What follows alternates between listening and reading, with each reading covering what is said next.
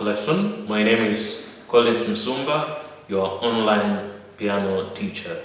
We'll be looking at introduction to music generally, and for this first lesson, we'll look at types of pianos, the working principle of an acoustic piano. We'll also look at clefs, different clefs, staff notation, introduction to staff notation. We'll also look at sharps, flats, and those symbols you've been seeing on musical sheets. Welcome, I hope you'll be able to enjoy. Make sure you have your manuscript or music exercise book, the one with the stuff, so that you can be able to follow easily, even as we'll be writing down a few things.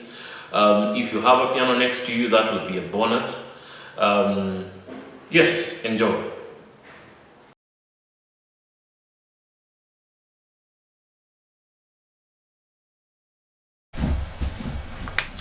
We'll be talking about the types of pianos that we have. There are basically two types of pianos. One that we refer to as acoustic piano, and the other one as electric piano. Electric piano is self-explanatory. You can tell from the name that this is the type of piano that requires electricity for it to be able to work. And this is the type of piano that is very common in churches, and even the ones that most people have at their home. I believe it's even the one you're using right now as you're watching. The other type of the piano that we're talking about is what we're calling acoustic piano. Now, the word acoustic means self-amplifying. An instrument that does not necessarily need electricity for it to be able to work. You've heard of acoustic guitars, or what people call here commonly Kenya as box guitars. Those are the ones which do not necessarily require electricity for them to function. There are several instruments that are acoustic, like the violin. Most violins are acoustic, although we have also electric violins. Most of our cultural instruments are acoustic instruments. For the Kissis, we have the obokano. If you know of the obokano, it's an acoustic instrument, and we have a variety of many different acoustic instruments: the drum, the triangle, and so on and so forth. But now we are talking about acoustic piano, the piano that does not necessarily require electricity for it to function. And here we will look at the two different types of acoustic pianos that we have. One is the grand piano. You can see it on your screen. And the other one that we have is what we call the upright piano. Okay.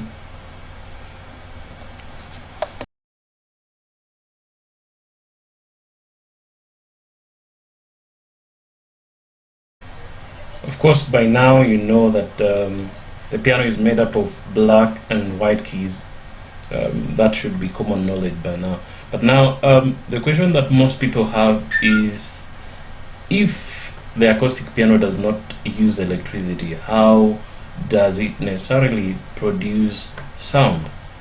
And in the next few minutes, we shall be looking at the working principle of an acoustic piano. Now, an acoustic piano, just like any other piano, like an electric piano, has keys.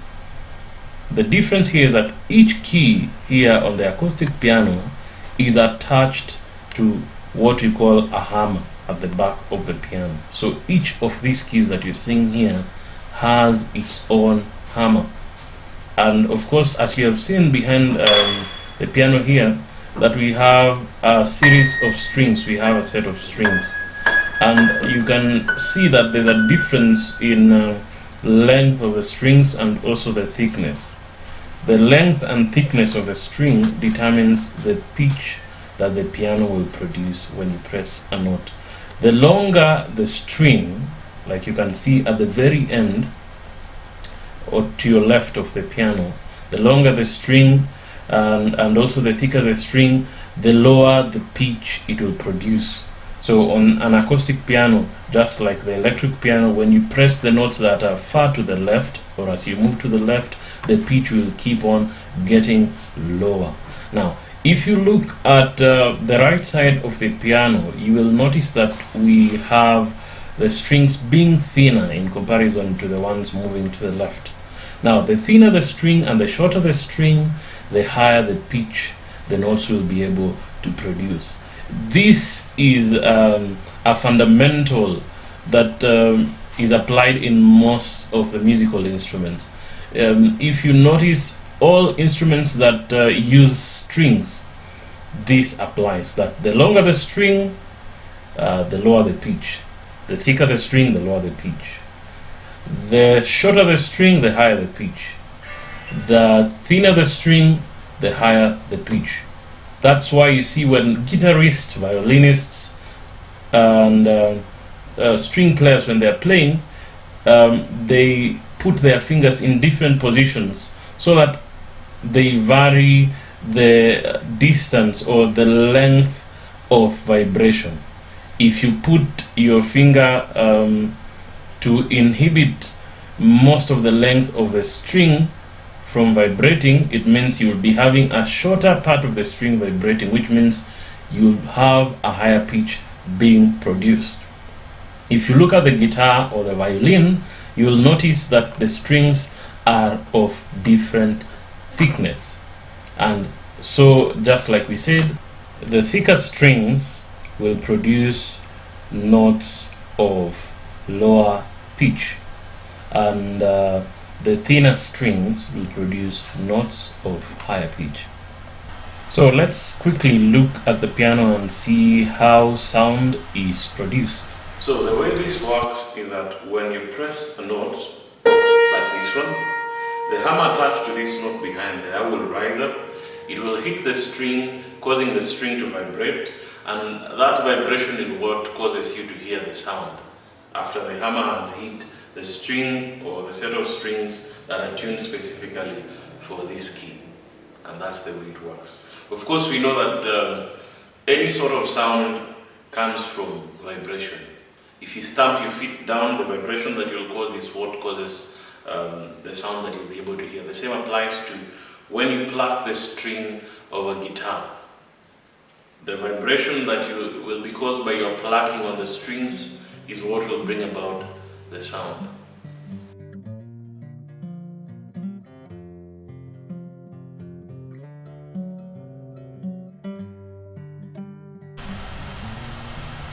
The piano is made up of black and white keys, of which I think you already know.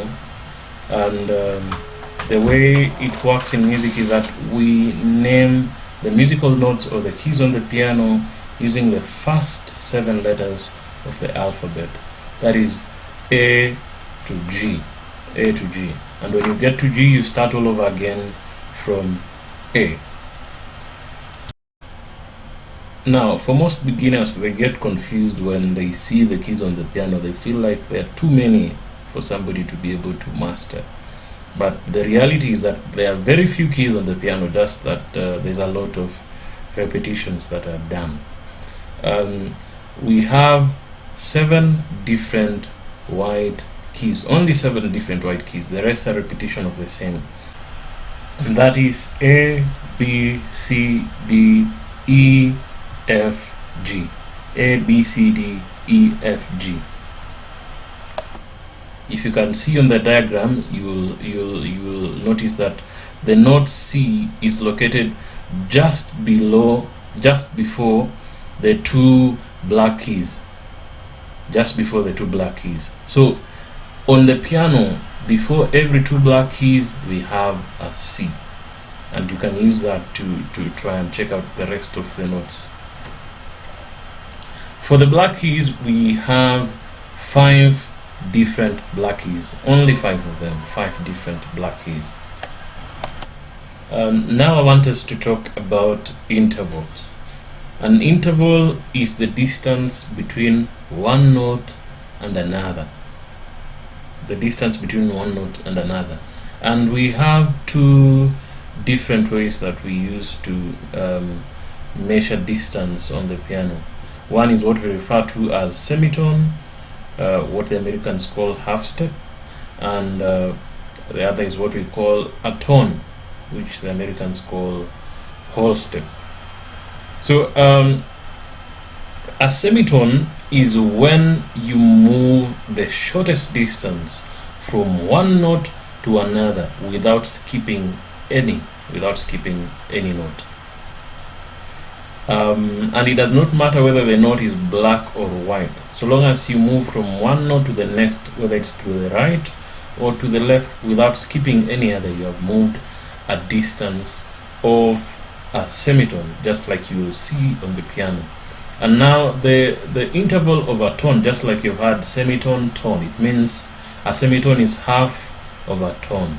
So if a semitone is one step, a tone is made by 2 steps, moving 2 steps without skipping any to the next note. So looking at the intervals on the piano, tones and semitones, remember I said that a semitone is the shortest distance you can have between 2 notes. For example, if I take this note, for example, and I'm moving to the right, okay, the closest note that I have next to this is this one, and that's the interval that I'm calling a semitone. So if I move from this note to this note, I can say I have moved a semitone. If you have a piano next to you, you can try the same. If I move from this note to this note just next to it without skipping any, I can also say that I have moved an interval of a semitone. Now, take note that it does not necessarily mean that when you move to the right is when you move a semitone. So long as you move the shortest distance from one note to the other, whether it's to the right or to the left, you've moved a semitone. Taking an instance, for example, if I move from this note backwards to the closest note that I can get from this, which is this one, I can say I have moved a semitone. So simply moving a semitone is moving the shortest distance from one note to the other, whether it's to the left or to the right. Of course, if we have the word semitone, it means that it is a half of something. So when we talk about a tone is made by 2 semitones. Now, next I want us to talk about flats, sharps, and natural signs. These are signs that you have met before in a musical piece, or you have seen probably in the hymnal, and other people call them accidentals.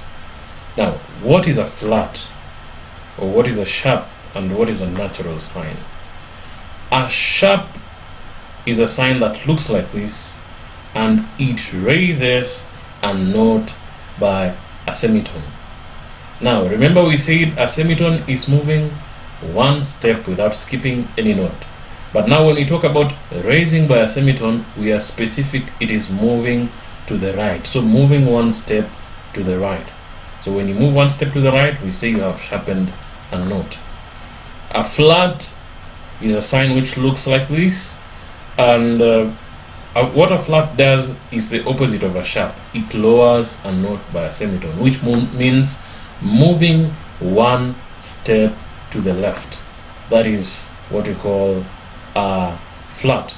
And now a natural sign, just like you can see on your screen, is a sign that is used to cancel the effect of a sharp or a flat, as we shall see in the lessons that are to come. If a note was previously sharpened and you want to bring it back to the normal note, you will use a sign of a natural sign. Let us see this on the piano. So for our first example, we'll move from the note C. So just like we mentioned, that when you talk about a sharp is when you raise a note by a semitone, and raising is moving to the right, So if I move from this note C, a semitone to the right, I can say I have sharpened the note C. So this new note will be C sharp, C sharp. Now, we can try it also. Let's do another example from F. if I move a semitone to the right of F, I can say I have sharpened F. So this new note will be F sharp, F sharp, F sharp. Now, we also talked about flats.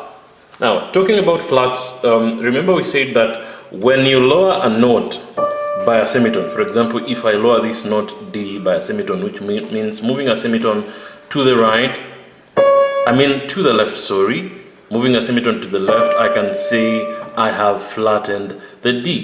So this is D, this is D flat. A semitone lower becomes D flat. Okay, we can take another example. Let's take B. If I lower B by a semitone, which means moving to the left, just one step, that becomes B flat, B flat, A flat, G flat. I believe we are together up to that point. Now, if you have noticed, you will notice that these black notes, or actually all the notes, can have more than one name. They can have a possibility of having more than one name. For example, we say that if you raise the note C by a semitone, it becomes C sharp. And we mentioned that if you lower the note D by a semitone, it becomes D flat. The same note that we mentioned is C sharp is the one we're still calling D flat. Now, this phenomena of one pitch having more than two names, or having two names, is what we call enharmonic equivalence. Enharmonic equivalence. It is the same way, just like human beings, one person having two different names or even more referring to the same person. So C sharp, D flat, same note. Look at this, very interesting. This is A. If you raise it by a semitone, it is A sharp because you have sharpened it. This is B. If you lower it by a semitone, it's B flat because you have flattened it. So A sharp and B flat are sharing the same pitch. One pitch having two possible names. So we can say that A sharp is an enharmonic equivalent to B flat. What you're simply saying is that this pitch here has two names. You can call it from this side A sharp or B flat. The same way, I have two names. You can refer to me using my surname or my Christian name. Collins, you'll be referring to the same person. Sumba, you'll be referring to the same person. So, before we forget, remember we said that when you move a semitone to the right of a note, you have sharpened the note. C, C sharp, D, D sharp, E sharp. Of course, we know this is F, but an enharmonic equivalence of it, or another name of it, is E sharp. This is F sharp. Alright? Talking about flats again, remember we said a flat is when you lower a note by a semitone. So we have E flat, D, lower it by a semitone to the left, of course, that becomes D flat, C flat. Some people get confused about these white notes having their enharmonic equivalents. This is C, you lower it by a semitone, you can call this C flat. We of course know it's also called B. Now, music is a language. Just like any other language, there is a way that you communicate by writing. There are different ways of writing music. There is what we call staff notation, there is solfa notation, and many others. But the one which is commonly used around the globe is what we call staff notation. Now, the word staff. The staff is a set of 5 parallel lines and 4 spaces upon which we write music. The lines and spaces of the staff are numbered from the bottom upwards. As you can see, the line at the very bottom is what is line 1, and the one at the very top is line 5. The same applies to the spaces. The one at the very bottom is space number 1, and the one at the very top is space number 4. Now, each of these lines represents a particular pitch, and it keeps on getting higher from the bottom, moving upwards. The question would be now, how do I get to know this line represents this pitch on the piano or the other? Now, just like we talked about the keys of the piano being named after the first 7 letters of the alphabet, and using sharps and flats, just like we have seen in a few minutes back, those letters can be represented on the staff, hence making it possible for you to translate what you see on a music sheet to be able to play on the piano. Now, there is a sign that we call a clef, and we'll look at different clefs. A clef is a sign that assigns a particular letter to one of these lines, be it, maybe we can say maybe A on line 1 or line 2. That's an example, which will then work as a reference point to be able to name the rest of the notes on the other lines and spaces. To start with, we'll start with a clef known as the treble clef. If you're a lover of hymns, you must have seen this somewhere. Probably you didn't know how it looks like. On the exercise that we will have after this lesson, you will try and learn how to draw the clef and naming the notes of this particular clef, the treble clef. As you can see, we draw it from line 2 moving upwards, and then we move back down, and the 2 lines meet on line 4, as you can see, and then it scrolls back up to the very bottom. Now, the treble clef is also known as the G clef, known as the G clef because it shows us the position of note G. There it is. This is the magic. When we know a particular, just one note on the staff, we can be able to name the rest. Just like if we took you to a plot which has several houses, and we tell you this is house number 1, you'll be able to number the rest of the houses. Now, this treble clef names for us the line 2 as G, and this becomes our reference point to name the rest of the notes on the lines and spaces. So if this is G, it means the space just above it, which is space number 2, will be A. The line just above it, which will be line number 3, will be B, and so on and so forth. So you will try out the exercise that you will be forwarded to you at the end of this video. That marks the end of our first lesson. I hope you enjoyed. For our next lesson, we'll be talking about the bass clef. We'll be talking about note values. We'll be talking about parts of a note. We'll be doing a few fingering exercises just for the beginning, and most importantly and interesting is we'll play our first 3 songs, 3 simple tunes. I'm looking forward to that.